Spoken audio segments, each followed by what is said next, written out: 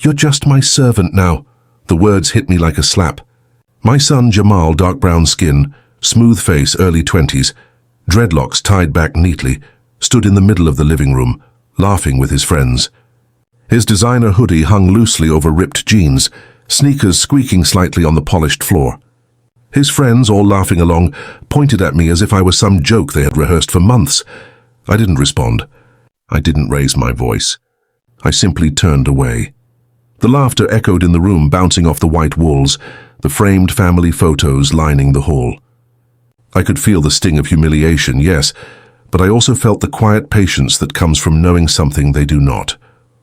My daughter had already gone upstairs to her room, eyes wide when she heard the words. She didn't speak. She understood, as children sometimes do, that the man she called Dad was not the one to react rashly. I walked to the window, letting the sunlight fall on my face. My dark brown skin glimmered slightly in the warm morning light, the wrinkles around my eyes showing years of experience, patience, and quiet endurance. I took a slow breath. Go ahead, I thought. Enjoy your moment. Laugh while you can. Jamal's friends were loud, brash, confident in their youth. One of them nudged him, saying, "Man, your dad doesn't even react." Jamal laughed harder, and in that laugh he revealed his arrogance, his assumption that I was powerless. I didn't correct him. I didn't shout. Because I had already prepared. For years, quietly, I had been building my life step by step. Investments, savings, contacts. Things my son thought were irrelevant because they didn't scream for attention. Things he had never respected. I went into my study and sat at my desk, fingers brushing over the neat stack of papers I had prepared months ago. These were simple forms, small adjustments to trusts and accounts, but in a week, they would change everything Jamal thought he owned, everything he believed he controlled. I poured myself a cup of coffee, the rich aroma filling the room. I sipped slowly, savoring the warmth. The quiet was my ally. The friends were still downstairs, still laughing. Jamal pointed at me one last time, smirking. "Look at him. He doesn't even care." I smiled faintly. I didn't need to care, not yet. Because patience, as I had learned, is the quietest, deadliest form of power. A week would pass, and those friends, the ones who encouraged his arrogance, would make a single mistake. Oh, simple scam, a trick, a false promise. Enough to shake the confidence of anyone who had thought themselves untouchable. And when that day came, Jamal would find himself on his knees, begging, humbled, broken, while I stood calm and collected. The man he had mocked still in control. I watched the sun cast long shadows across the room, feeling the quiet thrill of inevitability. The laughter, for now, echoed. But in 7 days it would all change. The week passed slowly, each day stretching like a taut rope between what was and what would be. Jamal strutted around the house, still cocky, still laughing with his friends, showing off his newest sneakers, bragging about a little money he thought he earned from a side gig. But I knew the truth. I had quietly monitored his accounts, his small transactions, his friends' chatter. Every move, every boast, every careless step, I had anticipated them all. One afternoon, his so-called friends invited him to invest in a quick scheme, something flashy, risky, promising instant gain. Jamal, arrogant and eager to impress them, didn't ask questions. He handed over a small sum he had recently earned, laughing and showing off. The friends smirked as he left, and I could see the tension hiding behind their carefully polite smiles.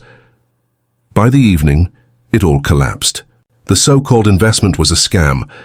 The friends vanished, leaving Jamal alone, staring at his now empty account, disbelief etched into his handsome young face. His dreadlocks fell forward as he ran his hands through his hair. Panic replacing his arrogance, he tried calling them, texting them, pleading. Nothing, silence. Every laugh, every boast, every arrogant word he had thrown at me over the past week echoed back to him like a cruel joke. I watched quietly from my study. My dark brown skin glimmered faintly in the lamplight, the lines on my face softened by the calm I had maintained throughout. I didn't need to intervene. Nature or karma or simply life was teaching the lesson that patience and preparation always outlast arrogance.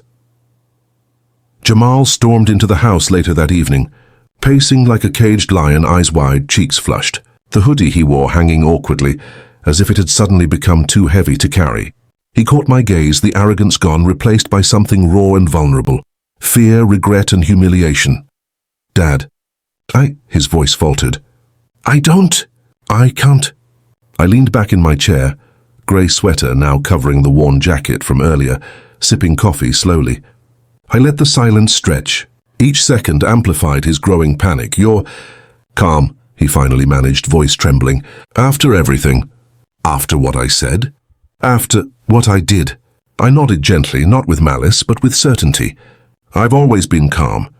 That's how you survive mistakes, Jamal. And that's how you teach lessons that matter. He sank to the floor, knees buckling slightly, the weight of his arrogance crushing him. His friends, the ones he had laughed with, the ones who had encouraged his mockery, were gone. Every ounce of power he had thought he possessed evaporated in an instant. Tears welled in his eyes, and I could see the shame coloring his handsome face. The young man who had called me a servant, who had laughed at my age and my patience, was now broken before me, finally seeing the man he had underestimated. I stood and walked over slowly, my steps measured, deliberate. My hands rested lightly on the back of a chair. My calm, dark brown eyes met his, unwavering. You see, Jamal, I said softly, power isn't about who laughs the loudest, who mocks the most, or who seems to control a moment. It's about who prepares quietly, who waits patiently, and who knows when to act. He nodded shakily, swallowing hard, the words failing him. The realization had finally landed. I opened the front door for him, letting him see the quiet street outside, bathed in evening light. But I didn't step aside. I didn't offer a hand, because some lessons, the hardest ones, are learned standing alone. And in that silence, Jamal understood fully for the first time. The servant he had mocked was the one truly in control, the one who had built patience, knowledge, and power while he laughed. The one who had waited. A week of arrogance, laughter, and mockery had led him here, humbled, regretful, broken, and I remained calm, still seated, watching the lesson take root. Jamal sat on the floor, knees bent, hands resting heavily on his thighs.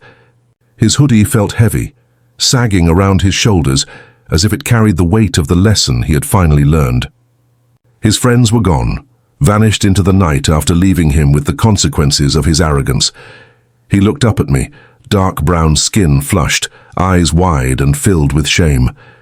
The arrogance that had defined him a week ago was gone, replaced by raw vulnerability. I don't know what to say, Dad, he whispered, voice cracking. I was wrong. I held up a hand, letting him stop. I didn't need apologies. I didn't need excuses. What mattered was the lesson, and it had been learned. I walked to the door slowly, deliberate, the lines on my bald head and grey beard catching the fading light. My grey sweater hung neatly on my frame, calm and composed like the man I had always been. You've learned something important today, Jamal, I said softly. Life doesn't reward mockery, arrogance, or laughter at the expense of others. Patience, preparation, and respect, that's what carries you through. His lips trembled. He swallowed hard, tears forming in the corners of his eyes. I get it now, he whispered. I nodded, not with triumph, not with anger, just with quiet satisfaction. The power dynamic had shifted, yes, but it had shifted through wisdom, not malice. I walked to the front door, my steps slow and steady. Jamal followed hesitantly, unsure, looking at me as if seeing his father for the first time. I opened the door and gestured for him to step outside. Go ahead, I said. Face the world. Face the consequences of your choices. And remember this moment. He stood, dark eyes lowered, chest tight with the weight of humility. His friends had disappeared, and the pride that had made him laugh at me now felt hollow, meaningless. And then I closed the door. The sound of the latch clicking echoed in the silent street. Jamal froze, understanding fully. The lesson was complete. I didn't need to yell, I didn't need to punish. The world had already done it for him, guided gently by my preparation. I leaned against the door, calm, watching him process the reality. He was broken, yes, but in that brokenness he would grow. He would understand the value of patience, the strength in preparation, and the quiet power of respect. A week ago he had laughed, calling me a servant, mocking my age and my calm demeanor. Today he knelt, humbled, realizing that the servant he had mocked had been the one truly in control all along. I took a deep breath, feeling the warmth of the late afternoon sun on my dark brown skin. My life, my patience, my quiet strength, All had spoken louder than his arrogance ever could, and in that silence I understood something simple. True power is quiet. True strength waits, and those who mock it will always learn the hard way. Jamal looked up one last time, eyes glistening with regret and newfound respect. I nodded once, silently acknowledging the growth that had begun. The door closed. The lesson was complete, and sometimes that is all a father truly needs.